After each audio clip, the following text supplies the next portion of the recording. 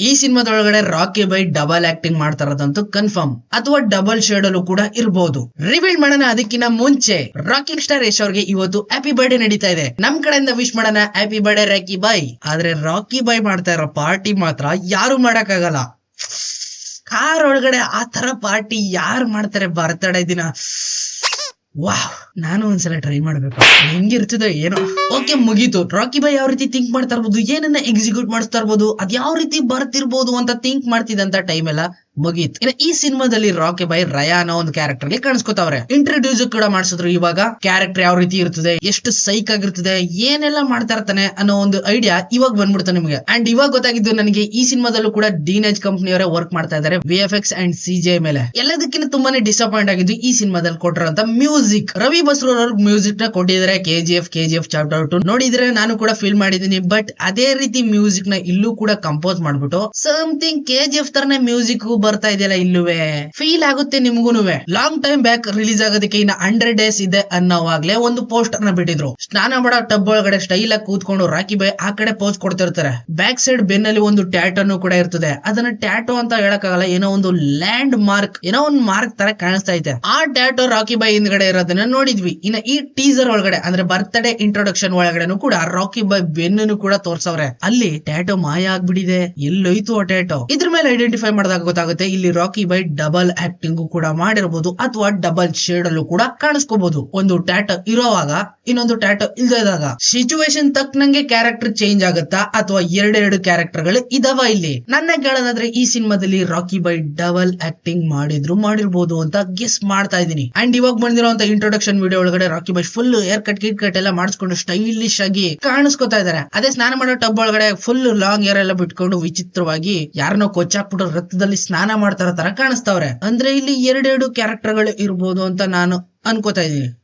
ಇಲ್ಲಿ ಒಬ್ಬ ಡಾನ್ ಮಗ ಸತ್ತು ಬಿದೋಗಿದ್ದಾನೆ. ಇವನ ಫಿನರಲ್ ನಡೀತಾ ಇದೆ. ಅಂದ್ರೆ ನಮ್ ಕಡೆ ಸತ್ ಮೇಲೆ ತಕೋಗಿ ಮಣ್ ಮಾಡ್ತಾರೆ, 11 ದಿನ ಆದ್ಮೇಲೆ ತಿಥಿ ಮಾಡ್ತಾರೆ, ಈ ರೀತಿ ಪ್ರೋಗ್ರಾಮ್ ಎಲ್ಲ ಇರ್ತಾವಲ್ಲ, ಅದನ್ನ ಫಿನರಲ್ ಅಂತ ಕರೀತಾರೆ ಹಾಲಿವುಡ್ ಅಲ್ಲಿ. ಅದನ್ನೇ ಮಾಡ್ತಾ ಇರೋದು ಡಾನ್ ಮಗನಿಗೆ. ಇಲ್ಲಿ ರಾಕಿ ಬೈ ಡಬಲ್ ಆಕ್ಟಿಂಗ್ ಮಾಡಿದ್ದೆ ಆಗಿದ್ರೆ ಅಲ್ಲಿ ಸತ್ ಬಿದ್ದಿರೋ ಹೆಣ ಇನ್ನೊಬ್ಬ ರಾಕಿ ಬೈ ಆಗಿರ್ಬಹುದೇನು.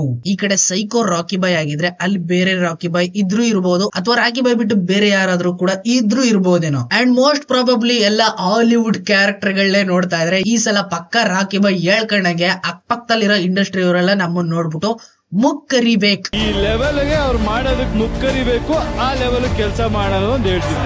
ಏನ್ ಈ ತರ ಮಾಡೋರಲ್ಲ ಅಂತ. ಇನ್ನ ಈ ಸಿನಿಮಾದ ಸ್ಟೋರಿ ಬರೆದಿರೋದು ರಾಕಿ ಬೈ ಹಾಗೇನೆ ಗೀತು ಮೋಹನ್ ದಾಸ್ ಇಬ್ರು ಸೇರ್ಕೊಂಡು ಸ್ಟೋರಿನ ಬರ್ದವ್ರೆ, ಬಿಲ್ಡ್ ಮಾಡಿದ್ದಾರೆ. ಆದ್ರೆ ಫುಲ್ ಡೈರೆಕ್ಷನ್ ಅಂತ ಬಂದಾಗ ಗೀತು ಮೋಹನ್ ದಾಸ್ ಅವರ ವಿಷನ್ ಅಲ್ಲೇ ಬಂದಿರುವಂತ ಸಿನಿಮಾ ಇದು. ಎವ್ರಿ ಸಿಂಗಲ್ ಸ್ಟೆಪ್ ಗಳು, ಎವ್ರಿ ಶಾರ್ಟ್ಸ್ ಗಳನ್ನ ನೀವು ಐಡೆಂಟಿಫೈ ಮಾಡ್ತಾ ಹೋದ್ರೆ ಸ್ಕ್ರೀನ್ ಪ್ಲೇ ಮಾತ್ರ ನೆಕ್ಸ್ಟ್ ಲೆವೆಲ್ ಅಲ್ಲಿ ಕಾಣಿಸ್ತಾ ಇದೆ. ಇದ್ಯಾವ್ದೋ ಇಂಡಿಯನ್ ಸಿನಿಮಾ ಅಂತ ನಿಮ್ಗೆ ಫೀಲೇ ಬರಲ್ಲ. ಹಾಲಿವುಡ್ ಗೆ ಅವ್ರ ಅಪ್ಪ ಆ ಲೆವೆಲ್ ಅಲ್ಲಿ ಕಾಣಿಸ್ತಾ ಇದೆ ಈ ಸಿನಿಮಾದ ಸ್ಕ್ರೀನ್ ಪ್ಲೇ. ಇನ್ನ ಗನ್ನ ಎದೆ ಮೇಲೆ ಮಡಗಿಸಿ ಶೂಟ್ ಮಾಡಿಸೋ ಅಂತ ಸೀನ್ ಇದೆಯಲ್ಲ, ಸ್ಕ್ರೀನ್ ಪ್ಲೇ ಯಾವ ರೀತಿ ಥಿಂಕ್ ಮಾಡಿರ್ಬೋದು ಗೀತು ಮೋಹನ್ ದಾಸ್ ಅಂತ ಜಸ್ಟ್ ಥಿಂಕ್ ಮಾಡಿ. ಅಂಡ್ ಅಲ್ಲಿ ತುಂಬಾನೇ ಡಿಸಪಾಯಿಂಟ್ ಆಗಿದ್ದು ಬ್ಯಾಕ್ ಗ್ರೌಂಡ್ ಮ್ಯೂಸಿಕ್. ಅದೊಂದೇನೆ KGF ತರನೇ ಸಿಮಿಲರ್ ಆಗಿತ್ತು, ಬಟ್ ಸ್ವಲ್ಪ ಚೇಂಜ್ ಆಗಿದ್ರೆ ಇನ್ನು ಬೆಟರ್ ಆಗಿರ್ತಿತ್ತೇನೋ. ರೂಮರ್ಸ್ ನಿಜ ಆಗ್ಬಿಟ್ಟಿದ್ರೆ ಇನ್ನು ನೆಕ್ಸ್ಟ್ ಲೆವೆಲ್ ಅಲ್ಲಿ ಏನಾದ್ರೂ ಬರ್ತಿತ್ತೇನೋ. ಅನಿರುದ್ಧೆ ಮ್ಯೂಸಿಕ್ ಕೊಟ್ಬಿಟ್ಟಿದ್ರೆ ಇನ್ನು ಯಾವ ಲೆವೆಲ್ ಅಲ್ಲಿ ಇರ್ಬೋದು ಅಂತ ಜಸ್ಟ್ ಥಿಂಕ್ ಮಾಡಿ.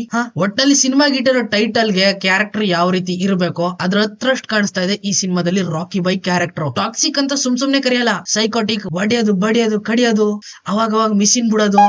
ಮಿಷಿನ್ ಬಿಡೋದು ಅಂದ್ರೆ ಏನ್ ಗೊತ್ತು ನಿಮ್ಗೆ? ವೈಲೆನ್ಸ್ ನ ತುಂಬಾನೇ ಜಾಸ್ತಿ ಇಷ್ಟಪಡ್ತಾರೆ. ಈ ರೀತಿ ಇರೋರ್ನ ಟಾಕ್ಸಿಕ್ ಗೈ ಅಂತ ಕರೀತಾರೆ. ಅಂಡ್ ಕೆಳಗಡೆ ಇರುವಂತ hashtag fairy tale for grown ups. And moreover ಈ ಸಿನಿಮಾ ರೆಸ್ಟ್ರಿಕ್ಟೆಡ್ ಆಗಿ ಬರ್ತಾ ಇರೋದಂತೂ ಪಕ್ಕ R-rated ಅಂತಾರೆ. ನಾನು ಅವಾಗ ಮೆನ್ಷನ್ ಮಾಡ್ತಾ ಇದ್ದೆ R-rated, A-rated, UA certificate, U certificate, ಈ ರೀತಿ ಎಲ್ಲ ಮೆನ್ಷನ್ ಮಾಡ್ತಾ ಇದೆ. ಆಲ್ಮೋಸ್ಟ್ ಆಲ್ ಇಂಡಿಯಾದಲ್ಲಿ ಎಲ್ಲ ತರನು ಕೂಡ ಟ್ರೈ ಮಾಡಿದ್ದಾರೆ A-rated ವರ್ಗುನು, ಅಂದ್ರೆ ತುಂಬಾ ವೈಲೆನ್ಸ್ ಆಗಿರುವಂತ ಸೀನ್ಸ್ ಗಳು. ಬಟ್ ಈ ಸಲ ರೆಸ್ಟ್ರಿಕ್ಟೆಡ್ R-rated ಸಿನಿಮಾ ಇದು. ಅಂದ್ರೆ ತುಂಬಾನೇ ವೆರೈಟಿ ಆಗಿರೋ ಮಸಾಲಾ ಎಲ್ಲ ನೋಡ್ಬೋದು ನೀವು ಈ ಸಿನಿಮಾದಲ್ಲಿ. ಅಂದ್ರೆ ಇಮ್ಯಾಜಿನ್ ಮಾಡ್ಕೊಳ್ಳಿ, ಮಿಷಿನ್ ರಾಕಿ ಬೈ ಗಾಡಿ ಒಳಗ್ ಬಿಡ್ತಾರಲ್ಲ ಆ ಮಿಷಿನ್, ಇದಕ್ಕೆ ಹೇಳೋದು ಟಾಕ್ಸಿಕ್ ಗಾಯ್ ಅಂತ. ಒಟ್ನಲ್ಲಿ ಈ ಸಿನಿಮಾ ನಮ್ ಕನ್ನಡದಂತೂ ಅಲ್ಲ ಅನ್ನೋ ಒಂದು ಫೀಲ್ ಕೊಡ್ತಾ ಇರೋದಂತೂ ಪಕ್ಕ. ಹಾಲಿವುಡ್ ಗೆ ಅವ್ರ ಅಪ್ಪ, ಆ ಪಕ್ಕದ ಇಂಡಸ್ಟ್ರಿ ಅವ್ರಿಗೆ ದೊಡ್ಡಪ್ಪ.